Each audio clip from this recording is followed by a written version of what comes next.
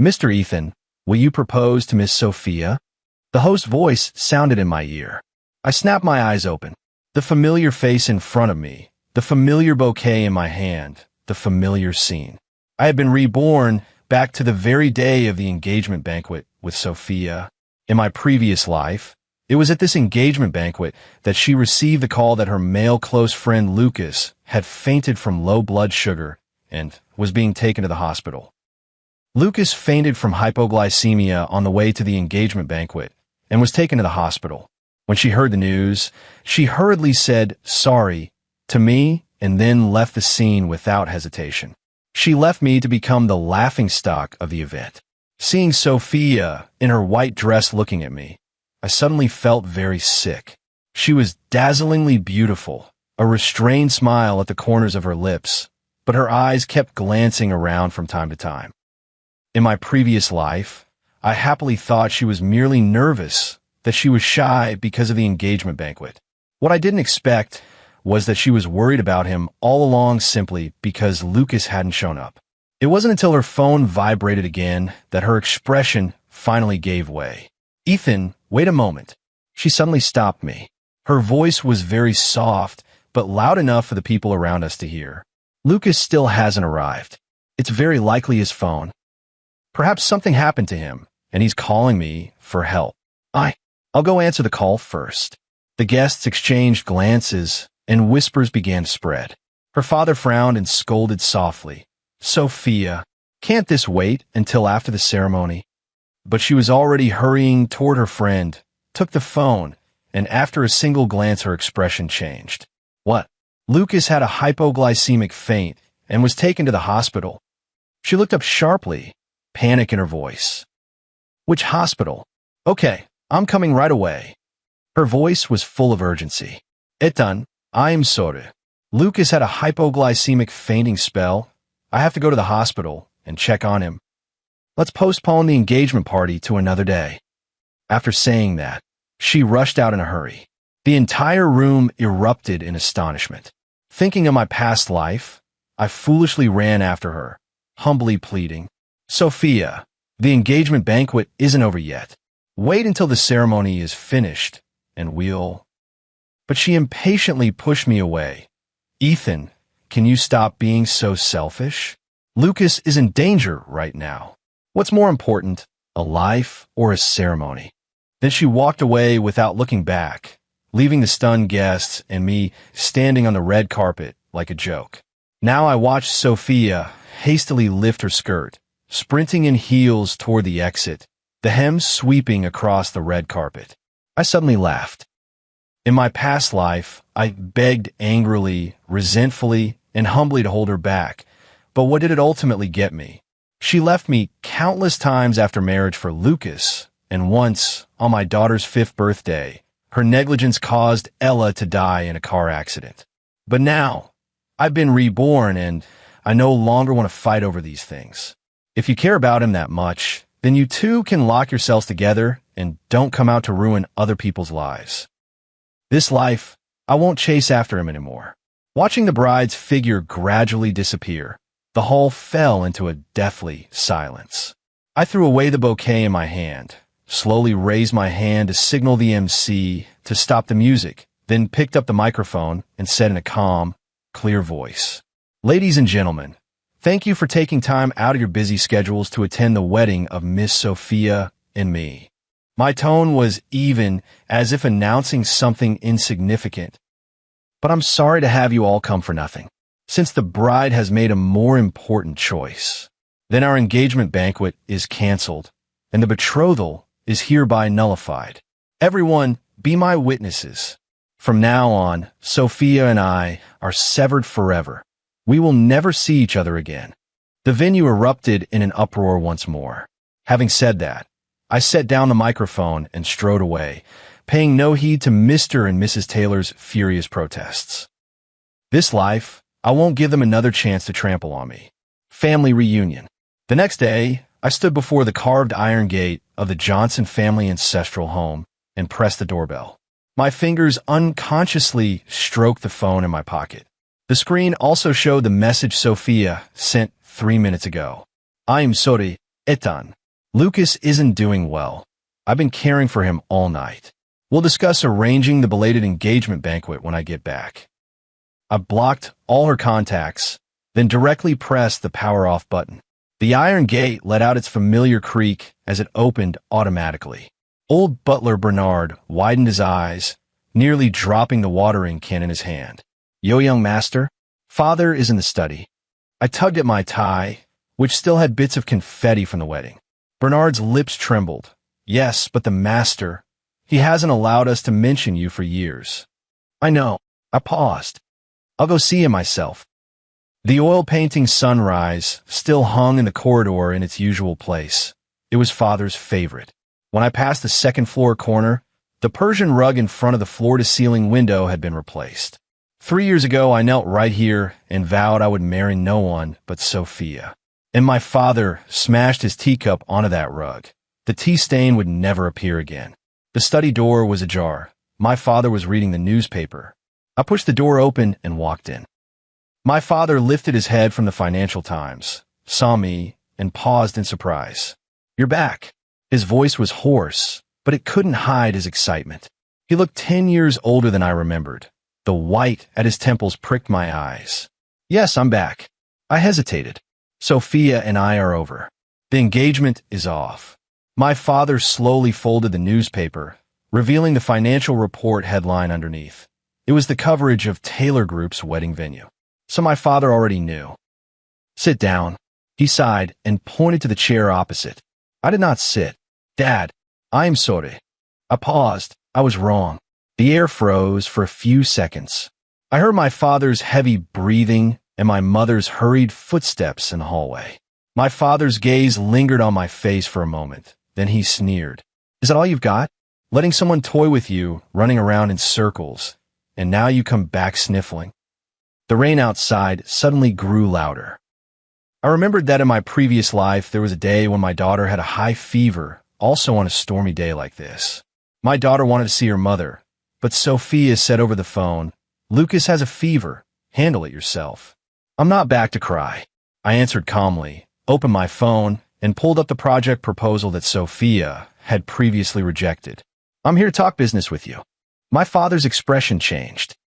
He took the phone and ran his fingertip over those algorithm patents that had been deliberately buried on the screen. "This is a new brain-computer AI integration technology." I pointed to the improved proposals that had been repeatedly rejected.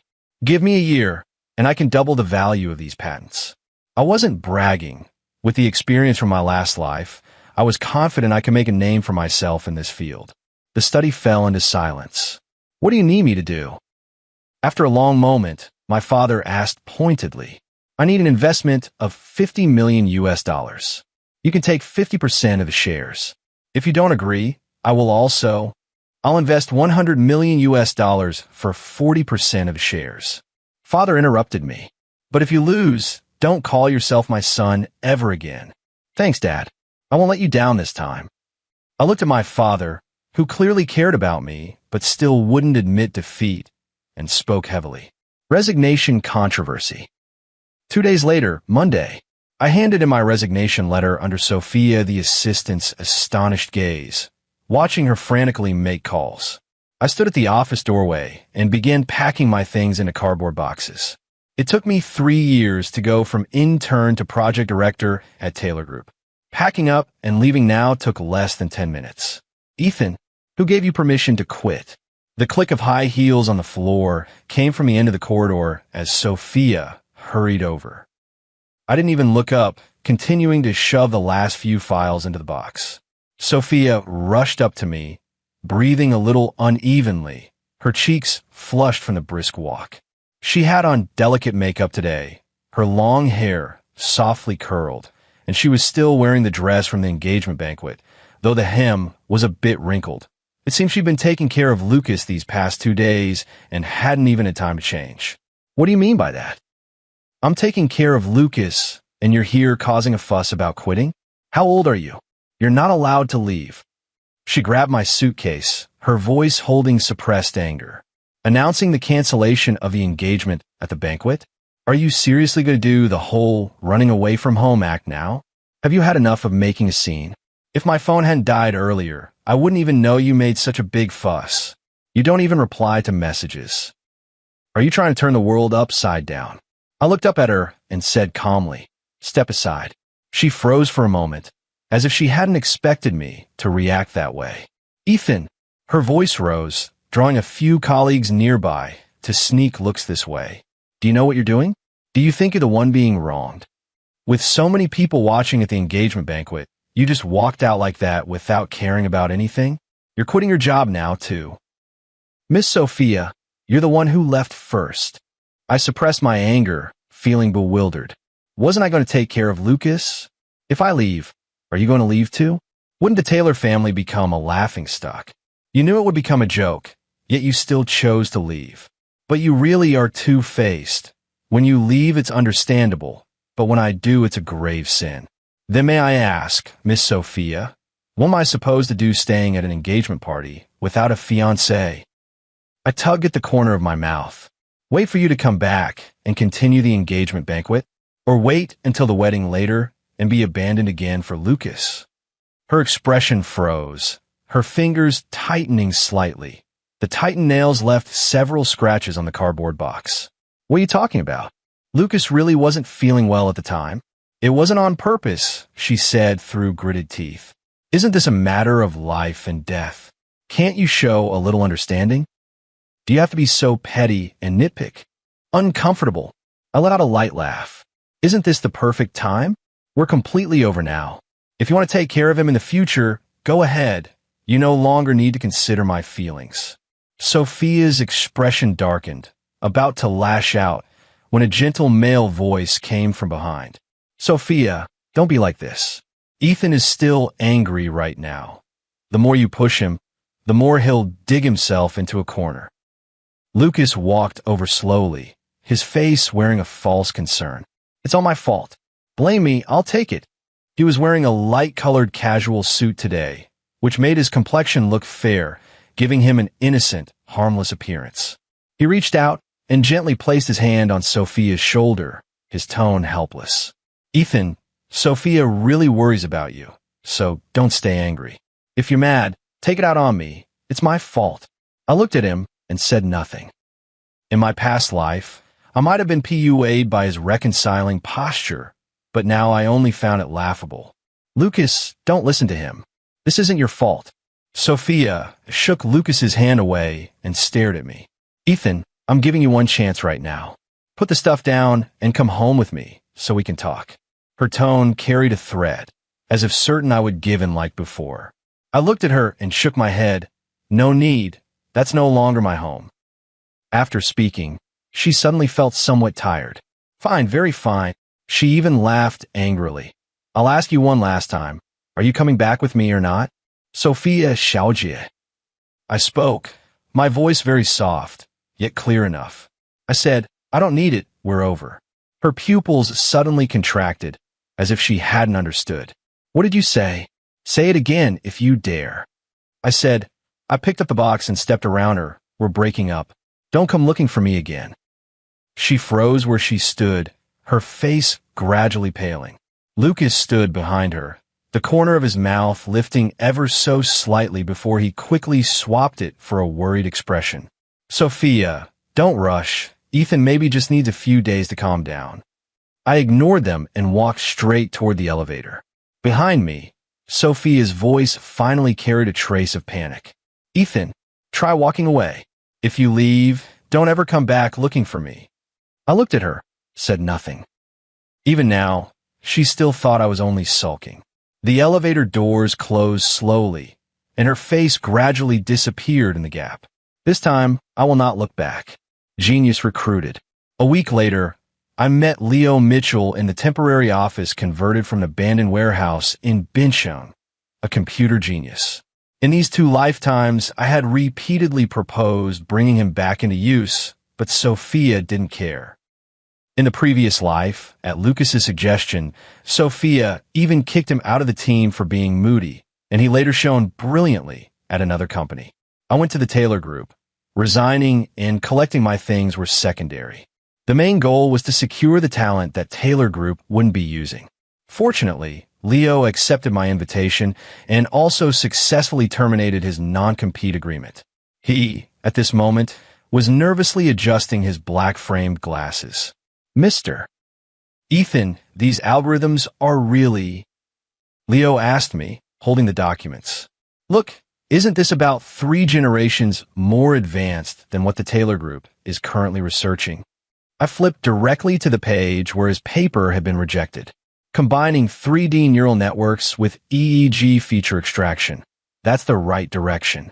Leo's glasses slid down to the tip of his nose, revealing those perpetually downcast eyes. Why do you trust me so much? You must know. Because I can see your future. I opened the window. Sunlight slanted in after the rain. Next week I'll take you to meet someone. Half a month later, late at night, when Leo and I were reviewing the first batch of medical data in the staff dormitory, the door was suddenly slammed open. A girl with a ponytail burst in holding a laptop, her sneakers still splashed with mud. Bro, you set the wrong kernel parameters for me. Why are you here? Leo asked. Didn't you knock before coming in? Leo awkwardly stood up. Mr. Ethan, this is my sister Emma Mitchell, MIT Computer Science. Hello. I smiled and greeted her. Emma tilted her head and appraised me, bright eyes full of suspicion. You're a boss, still squeezing my brother's rest time after work. Emma. Leo's face darkened. Don't talk nonsense. I laughed. I had indeed finished work for the day, but the workaholic was Leo. It was him, with questions about the first batch of medical data, who asked me to come double-check the data. Oh, I remember now. You're that Mr. Ethan who was in the news for fleeing his marriage? Emma said. Hearing this, Leo's face turned as black as charcoal. I smiled and said, No, I'm the one planning to change medical history. Oh, really? She set her laptop on the desk, clearly not believing me. You two talk. I'll wait here for my brother for a bit. No objections. No problem. Watching her tap away at the keyboard, I glanced over casually, and the scrolling code on the screen made me catch my breath. Isn't this exactly the prototype of the algorithm from my past life that could predict massive hemorrhaging 30 seconds in advance at accident scenes? It later became very successful in the future, and I never expected it would belong to her. And her prototype is still in its early stages, with many parts still being explored. What's wrong, Mr. Ethan? Leo asked curiously as he watched me staring at his sister.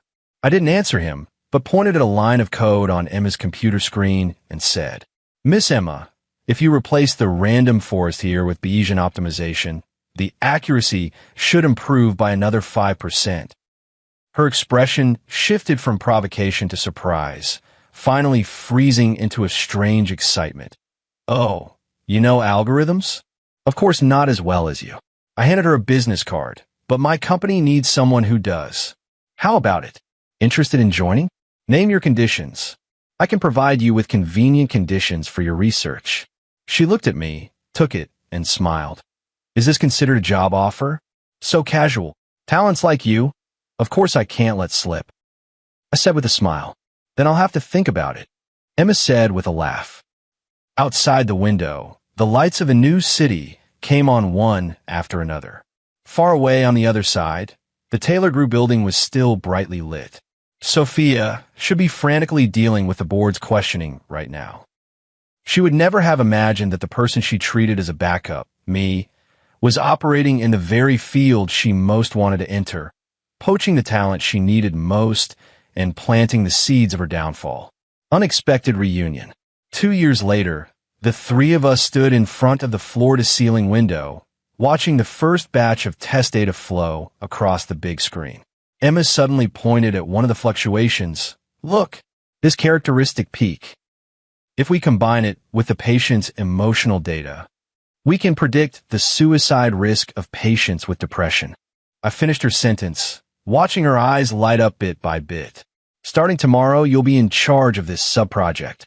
Emma suddenly leaned in close to me, carrying the scent of coffee from a late night. Mr. Ethan, you actually look pretty good when you smile. I was taken aback for a moment. At this point in my previous life, I should have been standing downstairs from Sophia's apartment, holding a bowl of now-cold late-night food, waiting for her to come back. "Just call me Ethan." I looked toward the sky outside the window, which was brightening. Dawn's coming, a new day. The rainy season in Bin City always arrived abruptly. Since the product data came out, many companies have wanted to collaborate with us. Unable to handle the pressure, I had the business department make preliminary contacts first. Recently, several companies have already come to talk. I stood in front of the elevator in Xingyao Technologies' underground parking garage, holding the coffee I had just bought. The operations manager told me that 2 more companies came to discuss cooperation today. The terms were pretty good, and one of them had even come all the way from out of town. Raindrops slid down the glass dome, splashing tiny droplets on the concrete floor. "Ethan, Ethan," a familiar voice came from behind, trembling with disbelief. I reflexively turned around. It was Sophia. Her steps hurried as she drew near. "Bad luck?" I looked away and pressed the elevator button hard. Unexpectedly, Sophia jogged around to stand in front of me.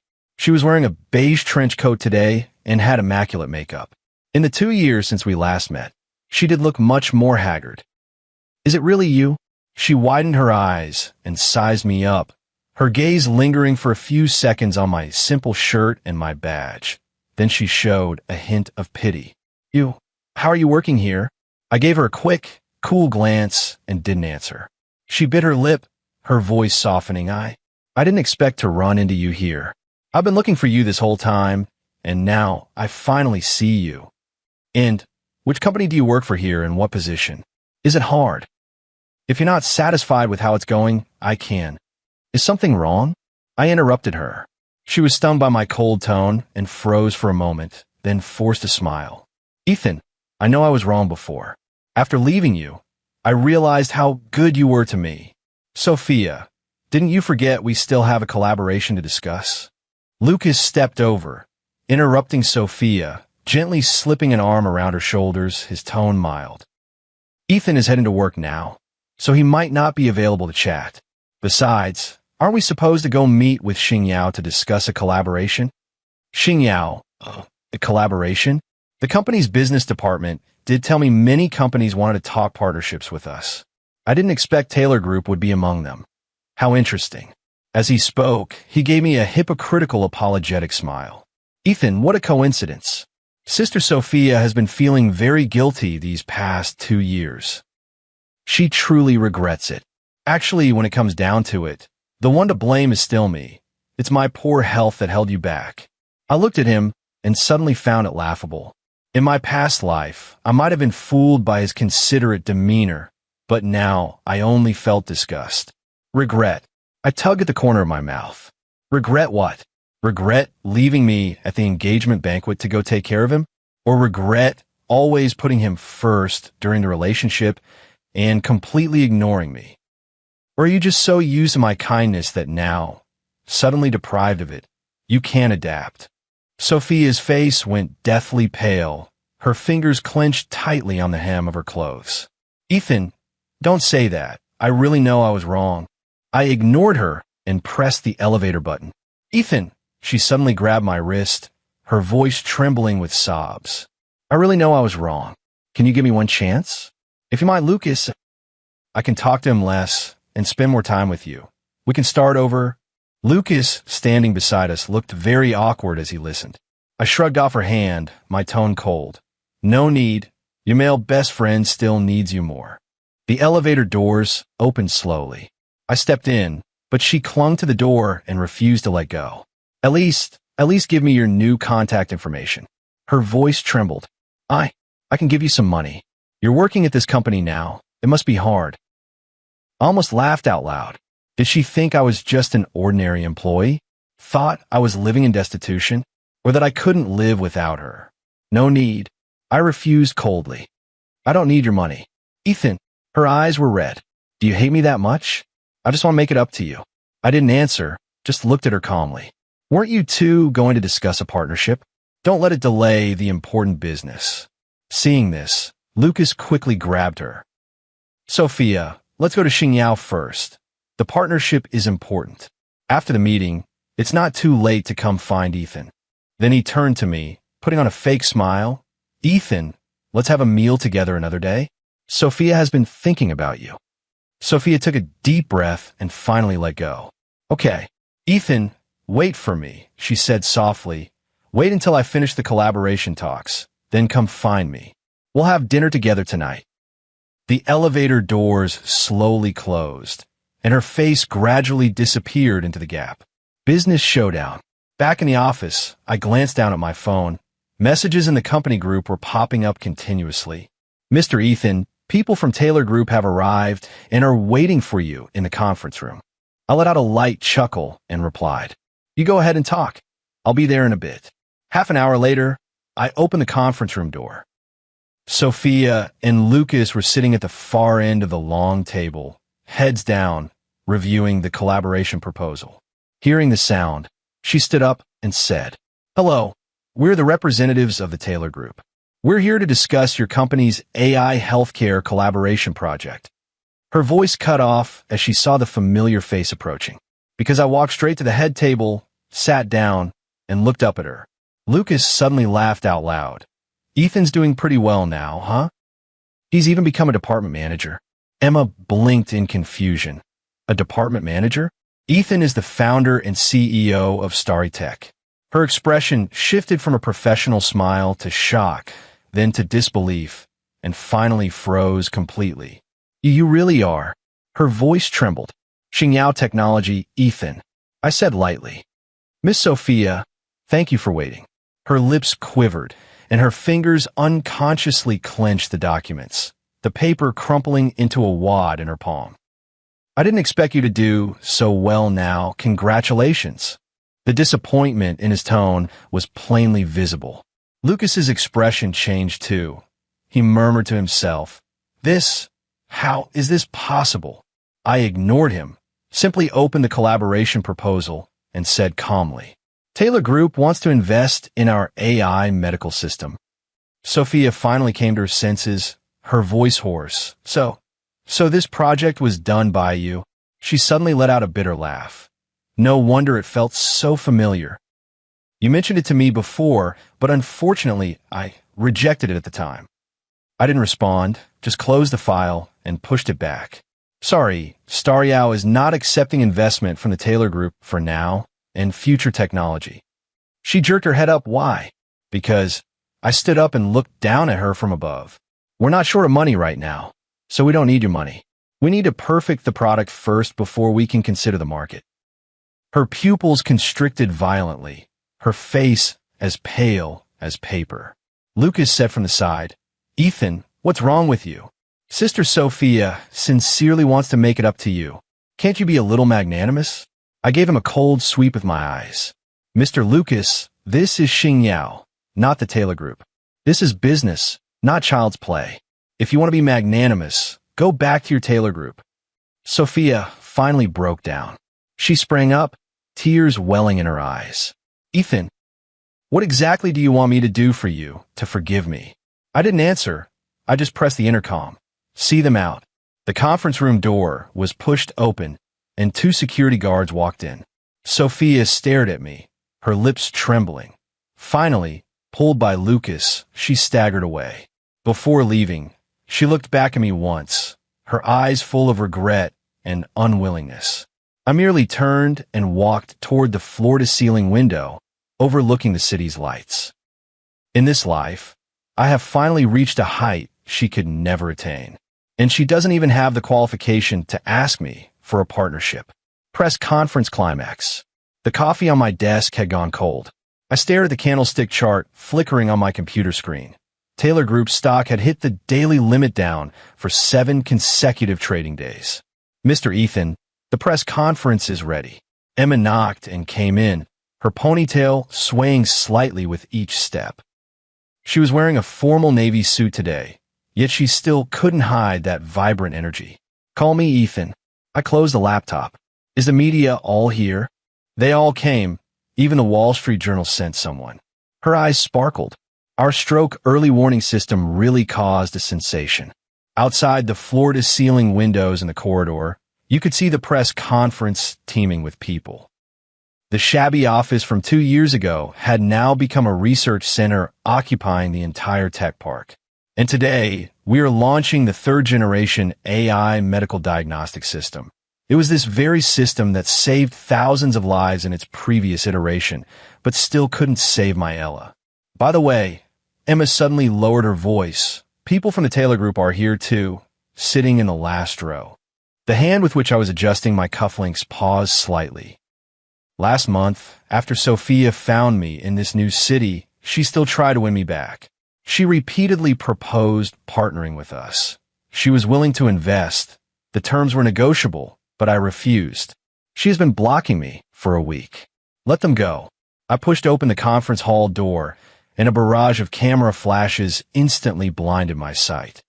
During the Q&A session of the press conference, I noticed a familiar figure quietly watching from the back row. Sophia was wearing a beige trench coat today, her once carefully styled curls casually tied at the back of her head. She actually looked somewhat haggard. "Mr. Ethan, I heard you previously turned down a cooperation offer from Taylor Group. May I ask why? Does that mean your company will not cooperate with other companies in the future?" A reporter from Financial Weekly suddenly asked. The hall fell silent. I looked at the journalist who had asked the question and smiled. "No, we won't. Previously, the technology wasn't mature, so we didn't accept anyone's investment, but now we need partners to help complete it. But Xingyao Technology only partners with those focused on the medical field. The most important thing in a partner is the spirit of the contract. After all, I don't want a partner to stand me up at signing because they're in a bad mood." The implication was unmistakable. Taylor Group's medical division, propped up by plagiarism and financial maneuvering, simply isn't worthy. Secondly, the head of the Taylor Group acts on whims and moods, making them unsuitable for cooperation.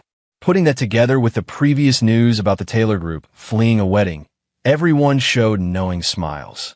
Farther away, Sophia looked pale, opened her mouth slightly, seemed lost in thought, and finally slipped away quietly. After the meeting, my phone vibrated. It was a text message from an unknown number. "Ethan, congratulations. Today's press conference was a great success. Can we talk? I'll wait for you in the reception area. Sophia." I deleted the message outright. This was already the third unknown number this month. In my past life, I would have been ecstatic over any message from her. But now, even blocking her feels like a waste of time. Sophia's plea. An hour later, I walked out of the conference hall. As expected, I saw Sophia still waiting for me in the reception area. Her long hair was slightly curled and her makeup was immaculate. When she saw me, she immediately stood up and hurried over in her high heels. "Ethan," there was a hint of suppressed anger in her voice, as if my avoidance was an insult to her. I stopped in my tracks and looked at her coldly. "Anything else?" She pressed her lips together, struggling to maintain an air of pride. "Congratulations, your launch was a great success." I gave a light laugh. "Thanks, I think so too." Her fingertips tightened slightly, her nails leaving faint indentations on the strap of her bag. "Ethan, can we talk? If it's about a collaboration, you can contact the marketing department." I glanced at my watch. "I have other things to do. I'm not here for business." She finally broke, her voice rising a few degrees. I'm here to..." Her tone suddenly softened, carrying a barely perceptible plea. "Ethan, after I left you, I realized I was wrong." I looked at her quietly, saying nothing. She took a deep breath and continued. "I know I used to be so headstrong and always ignored your feelings, but I understand now. Lucas was never..." "Miss Sophia." I cut her off, my tone calm. "I'm not interested in your personal matters." Her face went pale. Then she forced herself to lift her chin. "Fine, then let's talk business. Although the Taylor Group has run into some difficulties, we still have resources and connections in the medical field. We could invest in your company, even..." "No need." I refused flatly. She widened her eyes, as if she hadn't expected me to be so direct. "Ethan, don't be ungrateful. Do you know how many people are begging to cooperate with the Taylor Group right now?" I smiled. "Then let Miss Sophia go to them." "You..." Her chest heaved violently. She finally tore off that layer of proud pretense. and panic crept into her voice. "Ethan, what exactly do you want from me? I've already bowed my head. What more do you want?"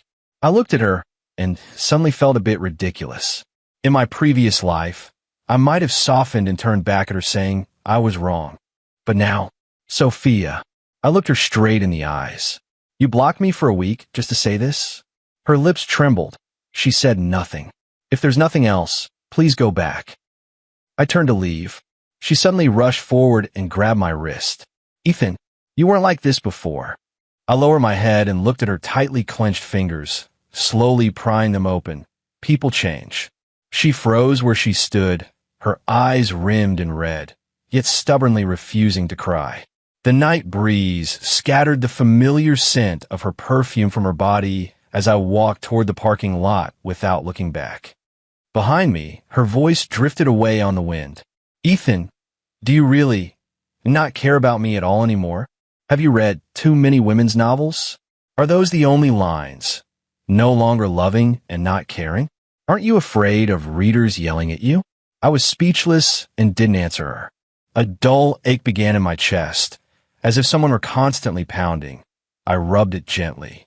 If that's her, is this callingously letting someone die or outright murder? The strange murmurs of passers-by reached my ears. I turned back in confusion, but didn't see anyone speaking. "Ethan," Emma came jogging up, her cheeks flushed with excitement. "We just got notified. Our system has been selected for the National Medical Procurement Catalog."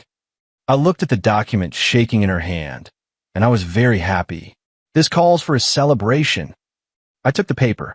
"Tell the team, dinner's on me tonight." Taylor Group bankruptcy. After several rounds of drinks, Leo was already slumped over the table, mumbling. Emma sat down beside me, holding a glass of juice. A faint citrus scent from her chased away the smell of alcohol. "You looked really handsome at the press conference today." She took a sip of orange juice. "Especially when you refused to answer the questions about the Taylor Group." I twirled my wine glass. The ice clinked crisply. "Just a normal business decision." "Not at all." She suddenly leaned in close, warm breath brushing my earlobe. "I've looked over Sophia's background. She simply isn't good enough for you." I gave a wry, speechless laugh. Emma would never know how, on that rainy night in my previous life, when I held my daughter's cold body, I had longed for someone to say exactly that. Just as I was about to reply, my phone vibrated again. This time it was a financial news alert. Taylor Group stock plummets 30%, rumored to sell core assets. The accompanying image was a close-up of Sophia, looking pale, at the shareholders' meeting. "What's wrong?" Emma asked, sensing my distraction. I handed her my phone. "Taylor Group is having a hard time." She took the phone and swiped. Suddenly, she pointed at a blurry figure in the follow-up video of the news. "Does this person look a lot like that Lucas? It looks like he's selling off stock." I took the phone back and zoomed in on the video. It was only a few seconds long, and the image was very fuzzy. But I knew him so well that I recognized Lucas at a glance. In the video, he was hurriedly leaving through the VIP entrance. It was him. "Human nature can't withstand the test," I said as I pressed the lock button, "especially a leech's nature. Sophia has such poor judgment of character." Emma said. I suddenly felt a dull pain starting up again in my chest. I clutched my chest. "What's wrong? Is it hurting again?" Emma said, rubbing my chest with her hand. I nodded and walked a few steps. "I don't know why. Ever since seeing Sophia, the pain has been happening more and more often." No response. Continue CPR. Emma said, "What did you say?" I asked, puzzled. "What?" I said we should schedule a time to take you to the hospital for a checkup. "Okay." I nodded again. It seems that when I have time, I really should go get checked at the hospital. However, now that I think about the time, it's about time to go home and take a look. Family inheritance. The success of Xingyao technology brought me back into the Johnson family's site. Father sat in the top-floor conference room of Johnson Group, holding Xingyao's financial report, his gaze deeply scrutinizing me. Outside the window was the city's skyline. Sunlight poured through the floor-to-ceiling windows onto the dark brown solid wood conference table, casting a faint golden glow. Not bad. He spoke slowly, his voice low and steady. From zero to now, you're more capable than I imagined. I didn't reply. I just sat quietly. In my previous life, I severed ties with my family for Sophia and never set foot in this building again until I died. Now I'm back. My father's fingers tapped lightly on the financial report, and he suddenly looked up at me. The Johnson family's medical business has run into some trouble recently. I raised an eyebrow slightly. The impact of Europe's new drug policies? His gaze suddenly tightened. How did you know? I smiled and didn't explain. In my memories of my past life, the Johnson family suffered a huge setback in the European market, losing nearly $2 billion. That's why I returned to the company now. This time around, I naturally won't let history repeat itself. The drug approval process in Europe has changed. If we don't adjust the formulations of several of our core products, they'll be kicked out of the market next year. I opened the file I had prepared in advance and pushed it toward him. I've already drafted the solution. Father took the file, his eyes scanning it quickly, his brows slowly relaxing. After a long moment, he closed the file and looked at me steadily. You had anticipated this. Just did the necessary homework, I replied lightly. He was silent for a moment, then suddenly stood up, walked over to me, and patted my shoulder. This simple gesture made me pause slightly. In my past life, I had never received his approval.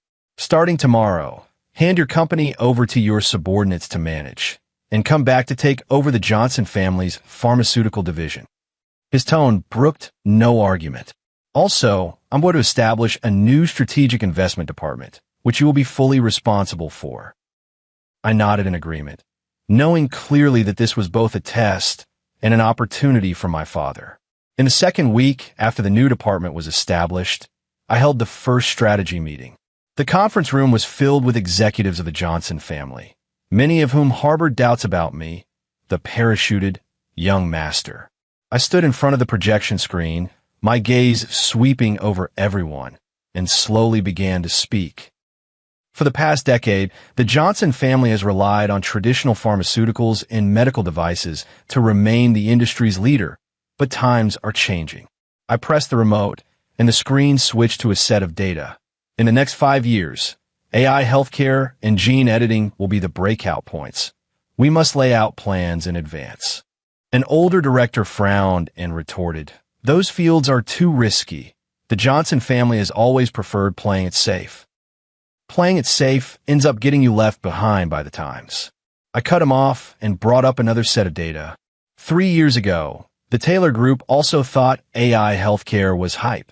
Now, their market value has already shrunk by 70%. The conference room was completely silent. I continued, "I have already secured collaborations with several top laboratories. The Johnson family's new direction will be precision medicine and intelligent diagnostics." Father sat in the chair at the head of the table, the corners of his mouth slightly upturned. Before long, Father formally announced at the board meeting that I would be the heir to the Johnson Group. Financial media headlines were everywhere. Young master of the Johnson family returns. Trillion-dollar empire welcomes new helmsman. And Sophia saw this news on TV. Sophia's awakening. The next day, Sophia stormed straight into the Johnson Group building. The receptionist couldn't stop her. Actually, they didn't dare to. The former eldest miss of the Taylor family, though fallen on hard times now, still carried that aggressive bearing. She stamped and wearing high heels, rushed into my office, her eyes rimmed in red and breathing heavily. "Ethan," her voice was shrill and piercing. "You lied to me." I looked up at her and motioned for the secretary to leave. After the door closed, I slowly spoke. "What did I lie to you about? You're William Johnson's son, the heir to the Johnson Group?" Her voice trembled. 3 years. For 3 years you never told me." I slowly closed the file and looked up at her. "I told you I cut ties with my family." I leaned back in the chair and looked at her calmly. "I cut ties with my family for you." She froze. 7 years ago, my father gave me 2 choices. I said indifferently, either give up my inheritance and be with you, or enter an arranged marriage for the family and take over the Johnsons. Her fingers unconsciously clenched the hem of her clothes, her knuckles turning white. I chose the former. I chuckled lightly. Too bad you chose Lucas. Her lips trembled, tears brimming in her eyes. Why didn't you tell me? If you had said earlier. Her lips were quivering. I thought you were from an ordinary family. I let out a light laugh and turned the family signet ring on my hand. It was the token my father had just given me last week. Does it matter? You said back then you didn't care about my family background. Her face went instantly ashen. Actually, by the engagement banquet, the family had already prepared to accept you. I stood up and walked to the floor-to-ceiling window. My father even prepared a meeting gift for you. That piece of land in Lingang that Taylor Group has long wanted. As a gift for forgiving me and accepting you. She suddenly looked up, her pupils contracting sharply. What? I originally planned to announce it at the banquet. I turned around, but sadly, you left early to take care of Lucas before the reception even started. No, that's impossible. She seemed to have all the strength drained from her body, stumbling back 2 steps and only catching herself from falling by bracing against the sofa. So, if I hadn't left then, her voice hoarse. Everything now would be different. Maybe. I shrugged. But there are no ifs in this world. The pain in my chest was getting worse and worse, like someone pressing down hard.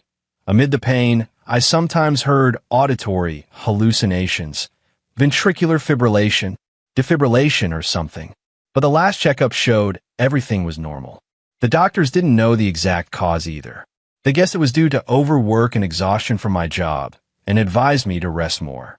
Hearing them say that, I really did feel tired and just wanted to sleep well. But still, let's wait until the AI situation stabilizes. A month later, Johnson Group held a press conference and officially announced its entry into the AI healthcare field. As soon as the news broke, the stock price surged 15% that day. Dreams and reality. When news spread through the business world that Taylor Group was on the brink of bankruptcy, I was in the office reviewing the quarterly financial report. Rain fell outside, and the droplets on the glass blurred the city's lights into soft spots. This woman is such a scumbag. If she hadn't run off, that little girl wouldn't have ended up like that. Low voices came from the corridor outside the door. Xiao Chun. I looked up, frowning as I shouted, "Tell the people chatting at the door to go somewhere else. We're working here." "But Mr. Ethan, there's no one outside?" Assistant Andrew came back to tell me. How was that possible?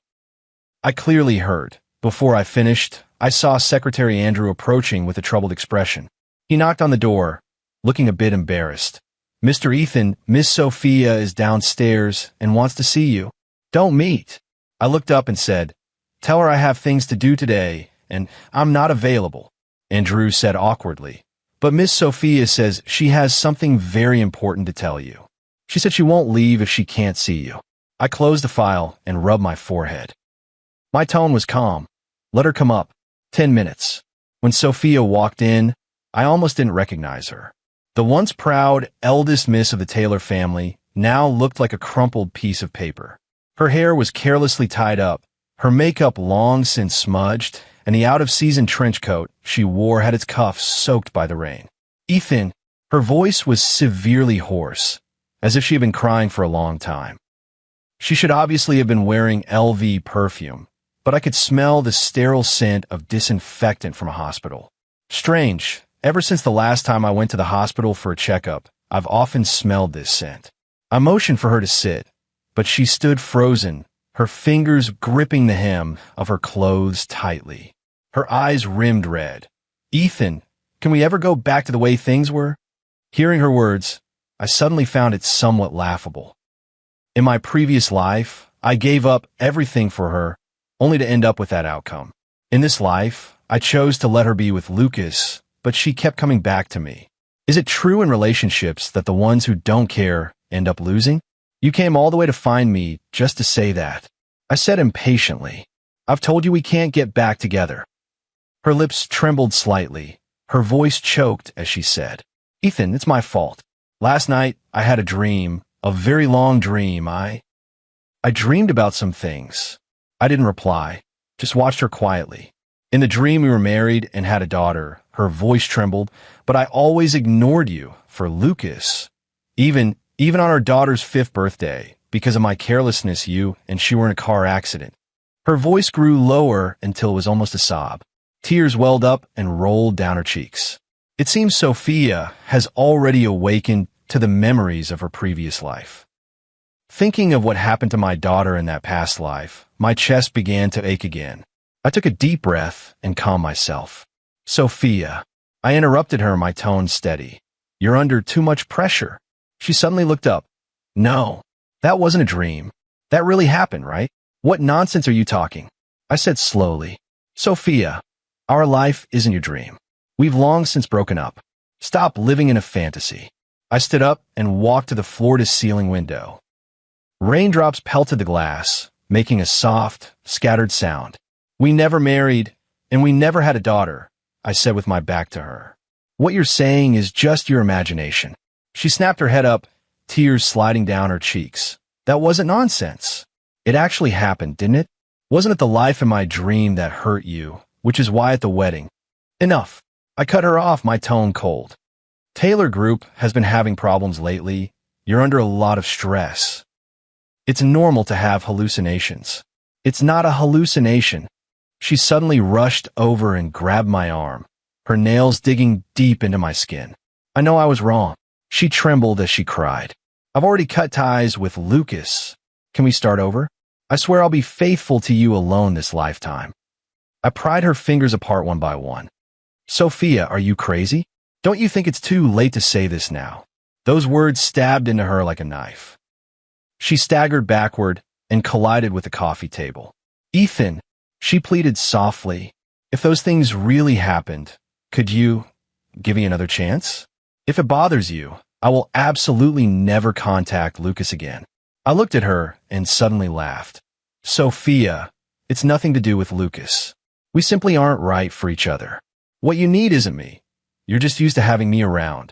Her expression froze instantly. He opened his mouth, as if to say something, but in the end just bowed his head. I understand.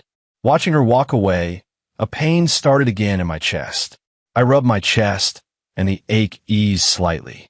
This time, I will not betray myself. Emma's wedding. Husband, our daughter is still alive, waiting for you to come back. Sophia grabbed my hand, crying and shouting. I was woken from my nap by her. This is really baffling. I thought I had made myself perfectly clear, yet she still came. I already told her daughter died in her previous life. She's dreaming. She wants to test me? You're right, hold on. I'll wait for you to come back. Sophia's words left me dazed, groggy. I felt like I was lying in bed, and Sophia looked at me with a sour expression. I really want to curse her. My whole body feels completely limp, unable to move. My chest aches faintly where she pressed on it. What the hell is going on? Sophia, what are you up to again? Just then my phone rang. It was Emma. I sat up abruptly. It turned out it had all been a dream. The Sophia in the dream was just as relentless. 3 days after Sophia left, the financial sector erupted with breaking news. Taylor Group's cash flow collapses. Lucas absconds with funds.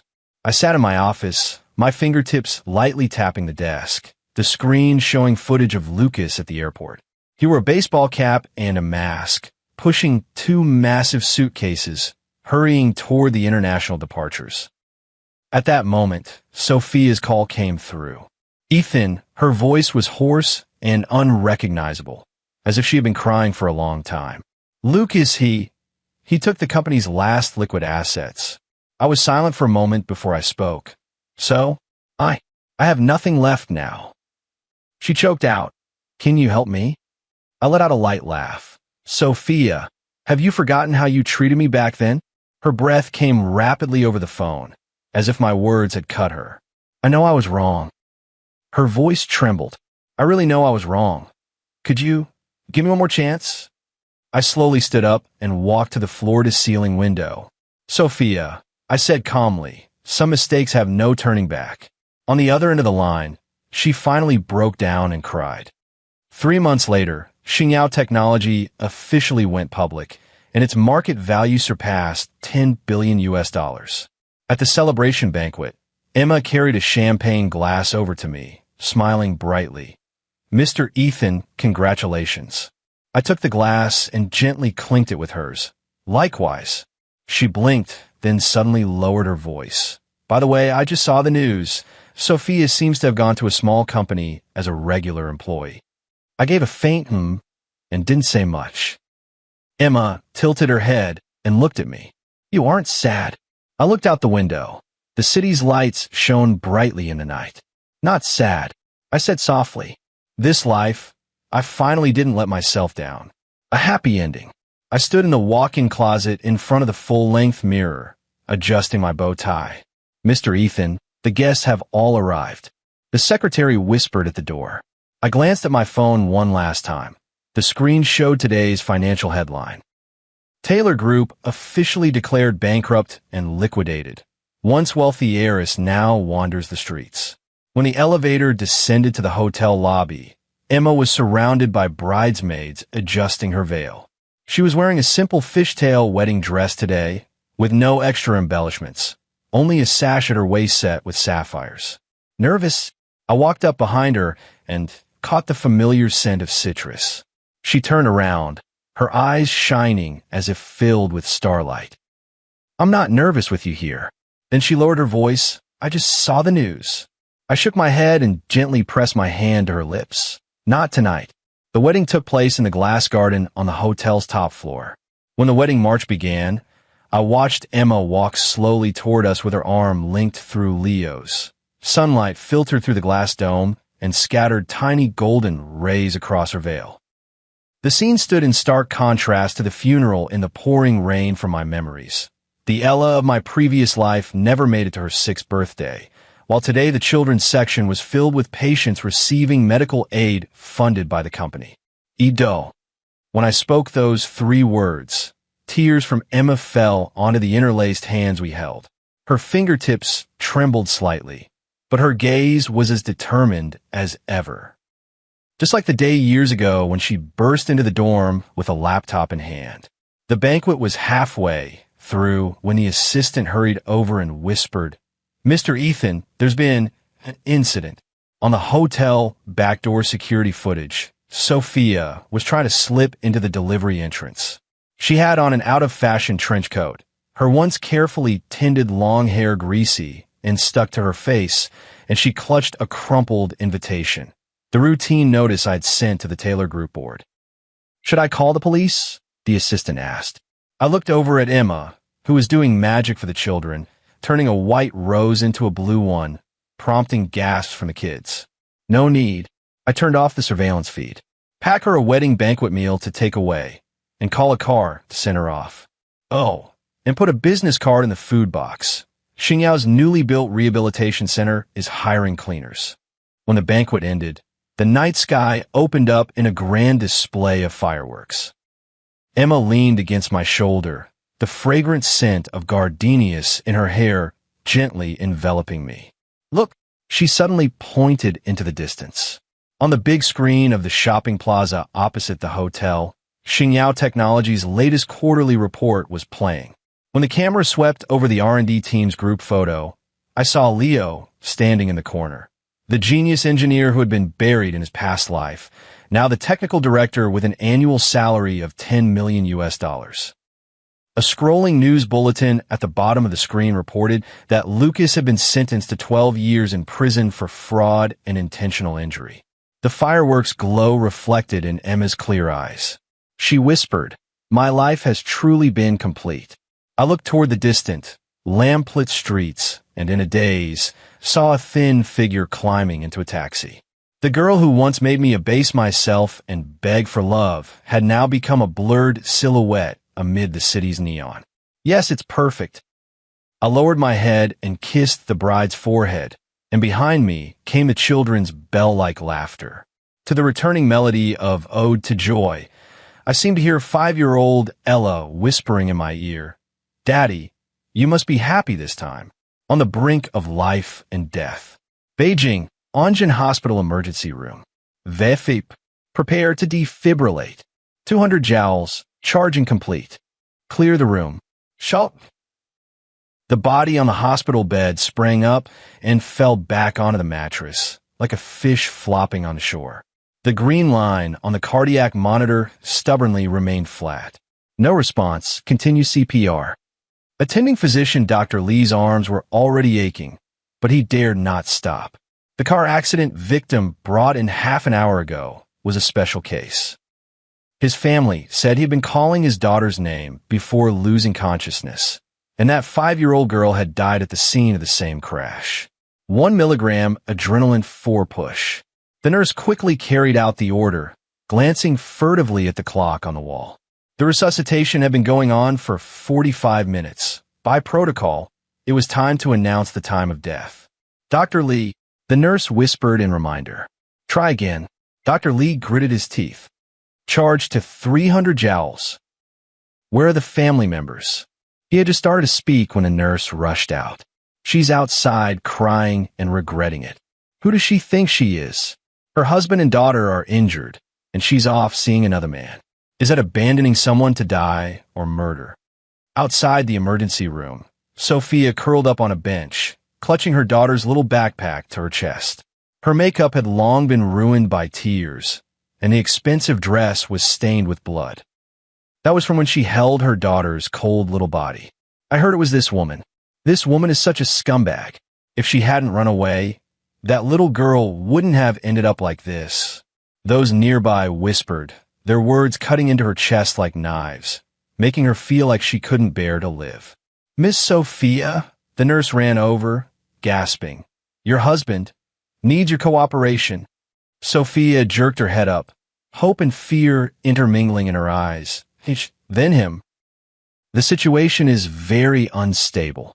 Be prepared for the worst. Do you want to see him? Sophia trembled as she stood up, but her legs gave out and she collapsed to her knees. A nurse quickly steadied her. It's all my fault. Sophia's voice was so hoarse it was almost inaudible. If I hadn't answered Lucas's call, if I hadn't left alone, if I'd waited and they had gotten into the car together. The nurse didn't know how to comfort her and could only support her as they walked toward the ICU. Through the glass window, they saw Ethan's body covered in tubes, the ventilator letting out a steady beep-beep, as if counting something down.